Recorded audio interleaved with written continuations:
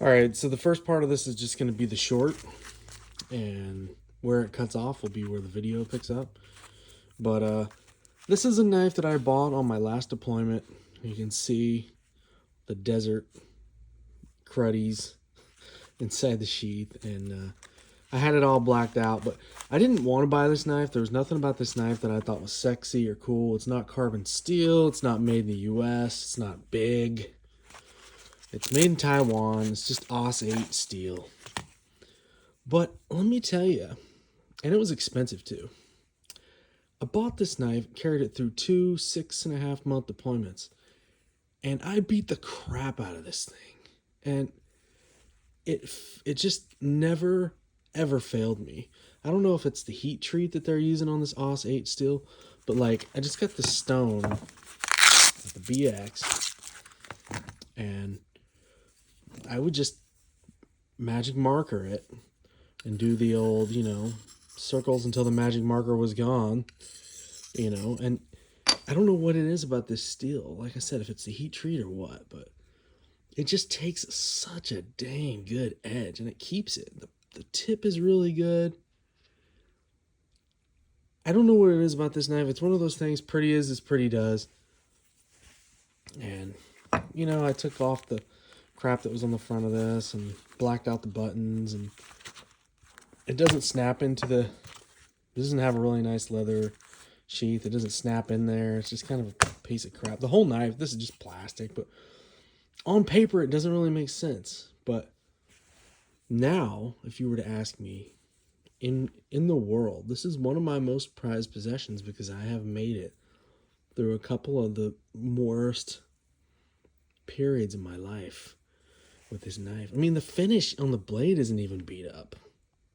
If you saw the things that this knife has done, you would not believe that it looks like this. It should not look like this.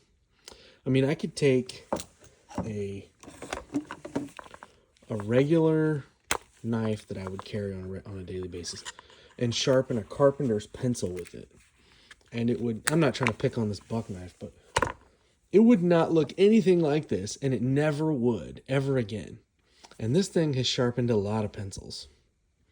It's cut a lot of apples and MREs, and it's cut into metal crates. It's cut bands off of wooden crates. It's cut into wooden crates. It's cut a lot of overdone steaks at the chow hall. That's that Air Force life, baby. There's the grip feels perfect for my hand.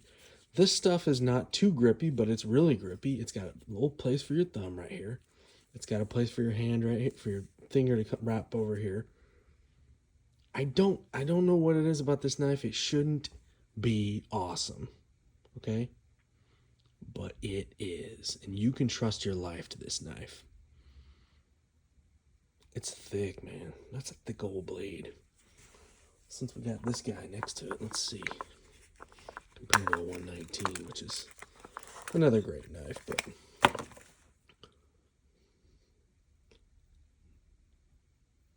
it's a little thicker.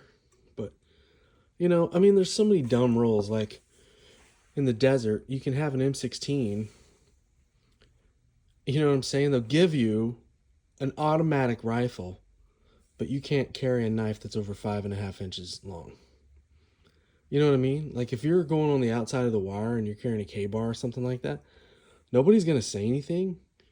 But if they wanted to, they could really give you a hard time about it. And some of the places I did in the rear with the gear, because my job has nothing to do with combat, people look at you funny if you got a knife hanging off your backpack or off your belt or something. And this knife, it just blended, man. Like, I magic markered this. Now it's kind of worn off, but I took off the white little thing that says SOG right here. And it was always strapped on to me, and it just kind of disappeared. I had a black backpack, and this was on the side of the backpack. You couldn't even see it. Nobody ever said anything about this. Nobody ever cared. And let me tell you, if you were to ever have to use this thing for anything that you would need a decent-sized knife for, I can tell you, it'll do the trick, man. It'll do the job. And another thing is, it's not super heavy. So if you ever see this knife out and about and you need a fixed blade knife on a hunting trip or a deployment or something like that, you can get this knife. You're going to pay a little bit for it. I think now you can get these at Walmart and they're like $60, but at the time I think it was like $83. But it will take an edge in the field without a problem. It strops up nice. It stays sharp. It's strong. But you can trust this knife. And it's funny because I remember before my first deployment talking to this Army Ranger guy, and I was like, hey, dude, you've been on a lot of deployments. What knife do you recommend? And he said, well, I carried a SOG fixed blade. And it was like back in the day when they first came out with the Trident in stainless steel.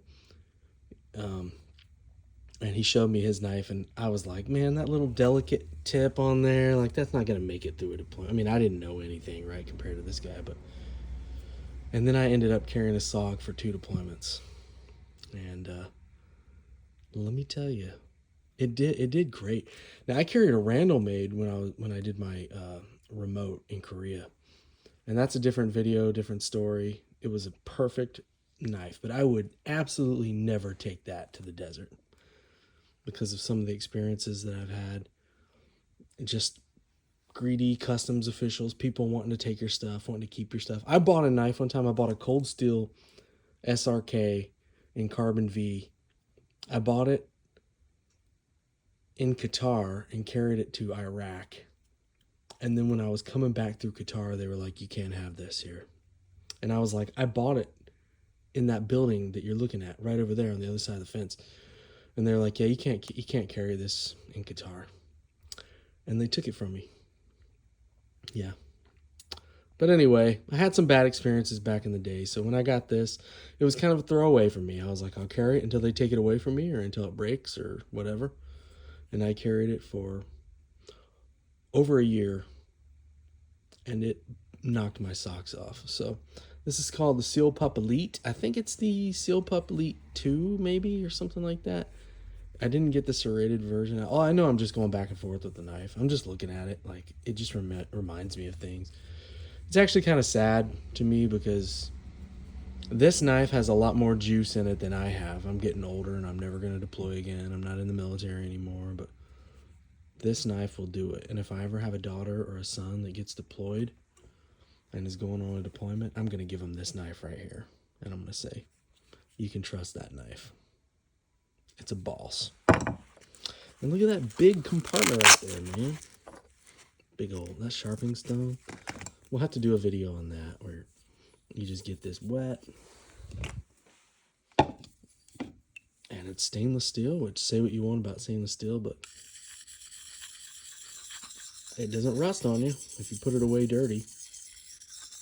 I mean, Os 8, they say it will, but when I was in the Middle East, let me tell you, it's some of the most humid places that you can live in the world. And this knife never even thought about rusting. Oh, man. I should strop it up and see if it'll cut paper. I know, you're on the other end of the line. I didn't really put an edge on it just now. Let's see how it did. I haven't carried this knife since 2018.